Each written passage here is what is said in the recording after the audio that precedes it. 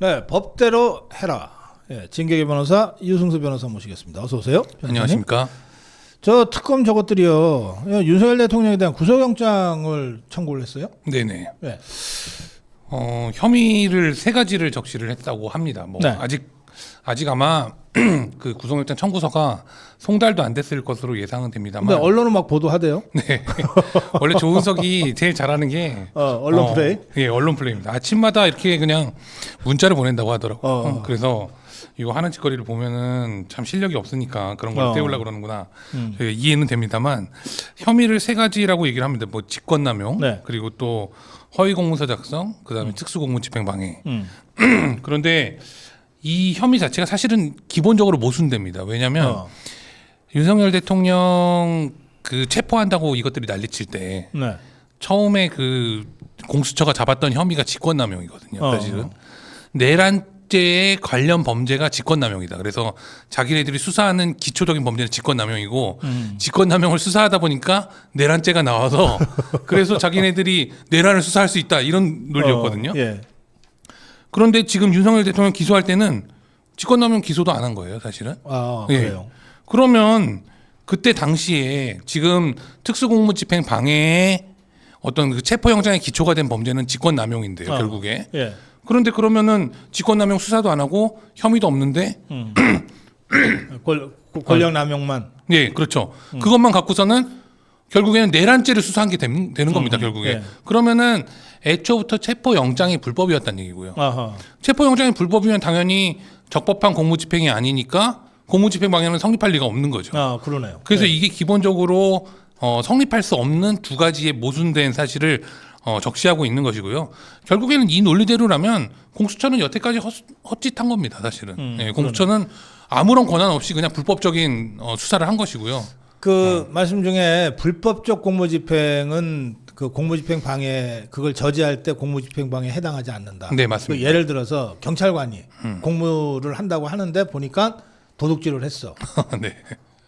불법적 그래서 그걸 못하게 했어. 뭐 못하게 하는 과정에서 그 경찰을 한 대 때렸어. 네. 잡으려고. 네. 그러면 그게 공무집행 방해가 안 된다 이거죠? 안 되죠. 적법한 공무집행을 전제로 하니까요. 예를 들면은 이제 조금 좀 비약적인 일 수도 예. 있지만 도둑질을 하려고 대통령을 한다 뭐 이런 거 비슷한 겁니다. 그것도 네. 그렇구나. 네. 비슷한 거다. 아, 그래서 그러네. 지금 보면은 또 허위공문서 작성 얘기를 하고 있어요. 허위공문서 작성은 국무회의 문건을 갖다가 이제 사후에 작성했다. 뭐 계엄에 관한 어떠한 이것도 참 말이 안 되는 게 지금 이상민 장관이 헌법재판소 가서 증언한 바가 있잖아요. 네. 이게 만약에 무효고 이게 불법이라면 계엄 해제는 안 된 거다. 그러네. 네, 계엄 해제에 대한 국무회의 문건은 아무도 안 찾으면서 계엄 선포에 대해서만 국무회의 문건이 없으니까 무효고 불법이고 이렇게 얘기를 한다면 계엄 해제 안 된 거죠. 불법이든 뭐든 간에. 그런데 이걸 가지고 허위 공문서 작성이다 이렇게 얘기하는 거는 조은석밖에 없습니다. 세계에서. 사실은 조은석은 자기네들이 허위 공문서 작성을 했죠. 김용현 장관 추가 기소를 할 때, 장관님 추가 기소를 할 때 저희가 사실 그 사건에 선임계를 낸 적이 없거든요. 왜냐하면 수사 소환을 받은 적도 없으니까 아하, 예. 뭐 선임계를 낼 수가 없죠. 인계 받은 날 자기네들이 바로 기소했으니까. 그런데 거기다가 저희 기존 사건, 다른 사건에 대한 선임계를 갖다가 거기다가 첨부를 해서 저희한테 그 공소장에 변호인 선임계라고 붙여놨어요. 그거를. 그럼 공문서 허위 공문서 작성. 그러네. 예, 이 허위 공문서 작성범들이 우리 윤석열 대통령을 허위 공문서 작성으로 기소하는 황당한 범죄입니다. 그래서 그러니까 유승수 변호사가 변호사 선임계를 내지 않았는데도 특검이 알아서 변호사 선임계를 낸 것처럼 서류를 작성해서 네. 야. 그래서 사실 저희가 검찰에 고발도 했습니다. 지금 조은석은. 그런데 자기네들이 하는 이 허위 공문서 작성은 아예 인식 자체가 없고요. 그리고 나서 이제는 결국에는 도망의 염려다, 뭐 급기야는 승복 불분명하다. 아니 승복이 분명하면 재판을 할 필요가 있습니까? 이 사람들은 자기네들이 검사인지 판사인지 뭐 이재명 따까리인지를 아예 구분을 못하고 그냥 자기네들이 우기면은 다 인정해야지만 구속이 안 되는 거다. 뭐 재판까지 다 하려 그래요. 아니 이것들 거의 궁예 수준이야. 딱 보면 아는 거지. 딱 보면 저 사람 유죄 나올 건데 승복 안 할 거야. 딱 보면 무죄가 나올 것 같으니까 이러는 거죠. 그렇구나. 딱 보면 무죄가 나올 것 같으니까 지금 승복해 이거죠. 사실은. 그래서 지금 그 제가 윤석열 대통령 변호인단의 입장문을 전해드렸는데 이례적으로 짧아요. 딱 3줄이야. 그러니까 이 변호인단도 이게 좀 너무 황당한가 봐. 맞습니다. 여태까지 얘기한 게 뭐예요? 자기네들이 지금 수사에 협조하지 않으면 뭐 형사소송법상 뭐 체포를 하든 구속을 하든 하겠다 하고서는 겁박만 했지 사실은 실제로는 체포영장 기각당했잖아요. 사실. 네.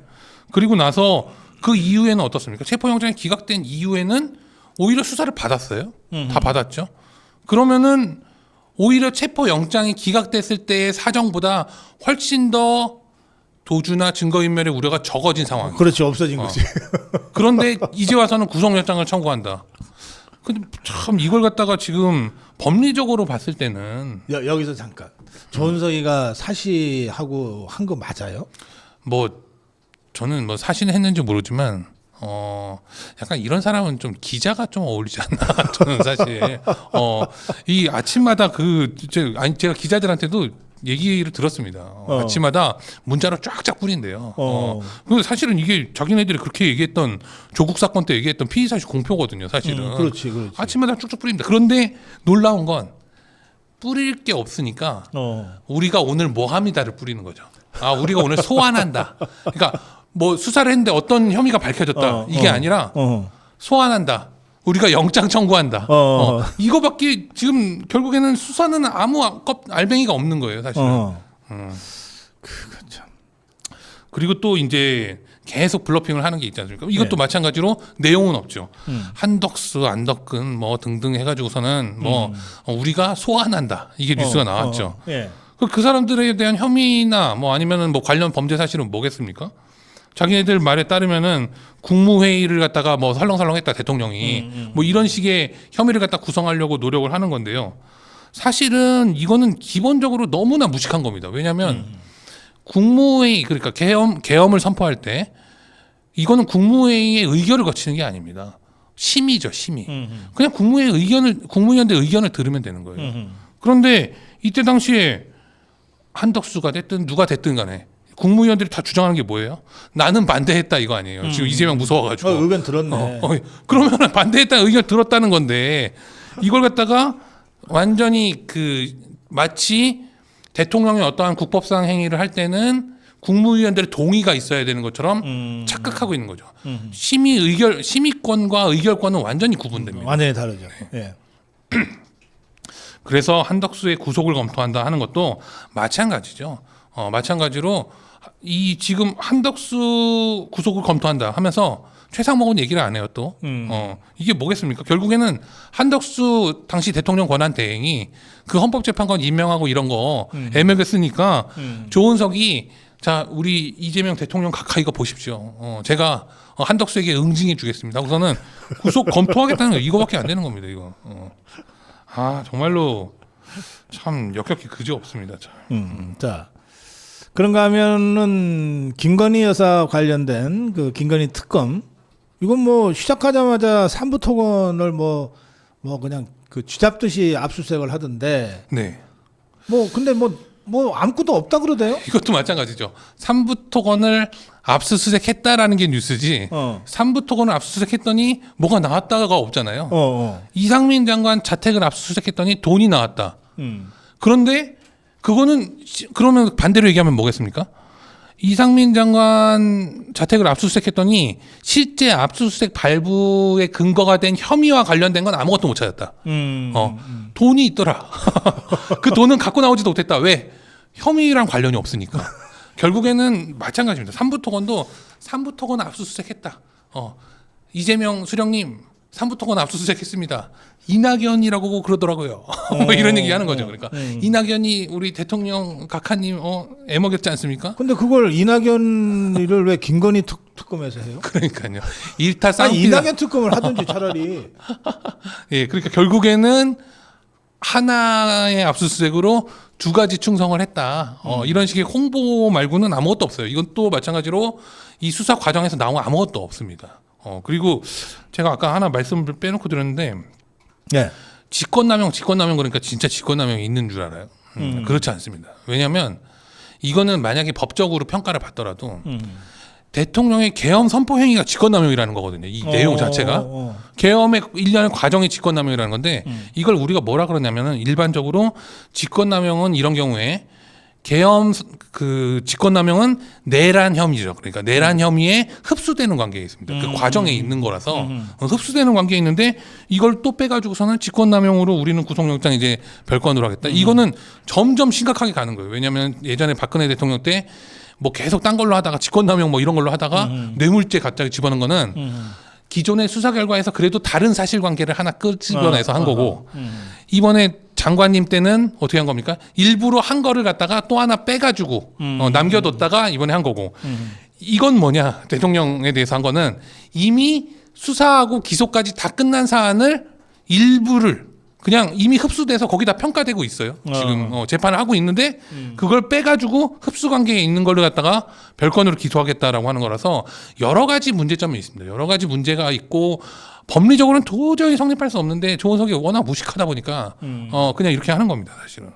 그래서 이런 걸 가지고 영장을 발부해 달라고 지금 재판부에다가 넘긴 거 아니에요? 판사들이 그래도 조은석이보다는 좀 나은 사람들인가요? 그래야 되는데요, 그죠? 예. 그러니까 근데 이게 또 이유가 있습니다. 이게 일단은 제가 무엇보다 말씀드릴 수 있는 거는 이런 식으로 해서 만약에 대통령에 대한 영장이 발부된다면 네. 판사들은 정말로 법관의 독립 이런 얘기 할 필요 없다. 법관의 독립은 법리적으로 법관의 양심에 따라서 판단하라는 게 바로 그 법관 독립에 네. 추구하는 가치거든요. 그 취지인데 그런데 자기네들이 이재명 무서워가지고 그냥 이게 하겠다 하면은 법관 독립 뭐 할 필요 없습니다. 그냥 그냥 예를 들면 대법원장은 뭐 행정부의 그냥 법관 총리, 뭐 법원 총리 뭐 이런 걸로 만들어서 하는 게 낫죠. 그런데 지금 문제는 이런 식의 어떠한 협박이나 겁박이 일상화됐다는 거예요. 예를 들면은 지금 대통령과 장관에 대한 재판을 하고 있는 형사 25부 지기현 재판부 같은 경우에는 좌파들 시민단체에서 아무거나 갖다 걸잖아요. 민주당에서 그냥 아무거나 하나 갖다 걸고 뭐 룸살롱이 어쩌고 막 이렇게 떠드니까 천대엽이 천대엽이 대법원 행정처장입니다. 이자가 이걸 갖다가 계속 그냥 쥐고 있는 거예요. 그러니 지기현 재판부는 압박을 느낄 수밖에 없죠. 물론 지기현 재판부가 어떻게 판단하냐는 법관의 독립에 따라서 판단을 해야 되는 건 당위고 그런데 현실적으로는 그런 것들을 자꾸 보여주는 거예요. 보여주니까 지금 재판부도 뭐겠습니까? 지금 이 영장전담 재판부도 이걸 받아보면은 이 법리, 이 말도 안 되는 이 모순되는 법리를 얘기하는 게 아니라 그냥 우리 수령님이 혹시 나도 지기현이처럼 당하면 어떡하나 이렇게 되는 거지. 내가 술 먹은 게 좀 있나 없나를 먼저 생각해 보는 거죠. 지금 영장 심리를 하는 게 아니라. 그 지금 우리 유승수 변호사가 설명한 그런 사법부라면, 그죠? 그 김어준이가 대법관이 아니라 대법원장이 되는 게 딱 맞을 것 같은데. 딱 김어준 수준에 맞는, 김어준 수준에 맞는 대법관이 필요한 거죠. 이재명이가 뭐 대통령직을 해먹을 정도니까 김민석이 같은 자가 총리하니까 김어준이가 대법원장 하면 딱 맞네. 얼마나 이게 자의적입니까? 차라리 대법원장으로 추천을 할까? 김어준을요?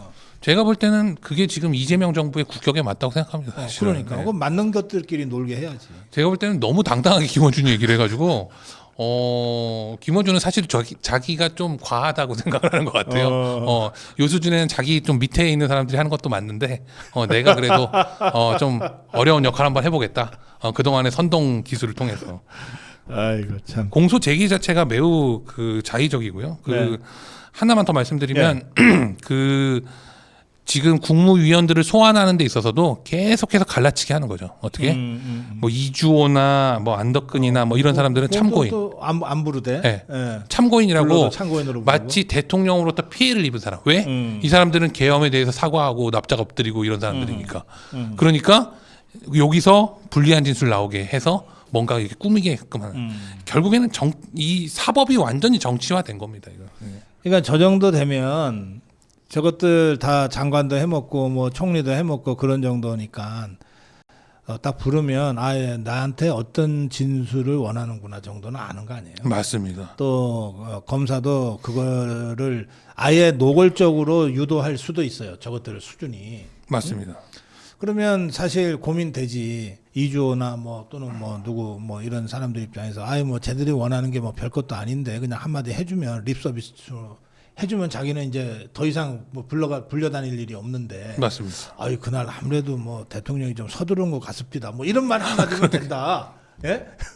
지금 많은 이제 기존에 진행 중인 사건도 예. 사실은 그렇게 수사를 했습니다. 사실은 계속 이제 예를 들면 군인들이 우리가 볼 때는 와 군인들이 어떻게 저렇게 그냥 줏대도 없고 예를 들면은 어떻게 상명하복 그리고 또 명령을 갖다 소중히 생각하는 사람이 저렇게 얘기를 할까 하는데 사실은 계속 그렇게 얘기를 했죠. 심지어는 이 민주당과 좌파 쪽에서 선임해준 변호인이라는 사람들이 들어가서 그런 역할을 적극적으로 했죠. 아하, 예. 지금도 마찬가지로 사인을 주고 있죠. 명백한 사인 주고 있습니다.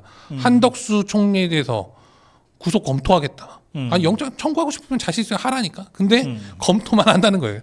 계속 쥐고 우리가 그러면은 뭐 예를 들면 이주호 너도 구속 검토할 거야 이거죠. 이거 계속 어떻게 보면은 참 저급한 수사. 예. 뭐 그렇게밖에 얘기할 수밖에 없을 것 같습니다. 알겠습니다. 자, 한 가지만 더 질문은 제가 드릴게요. 이 송원석이가 불법 계엄을 사과했어요. 네.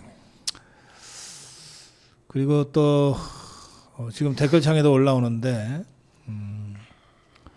김문수는 어제 이준석이하고 한동훈이를 안고 가야 된다. 뭐 또 이런 얘기를 했습니다.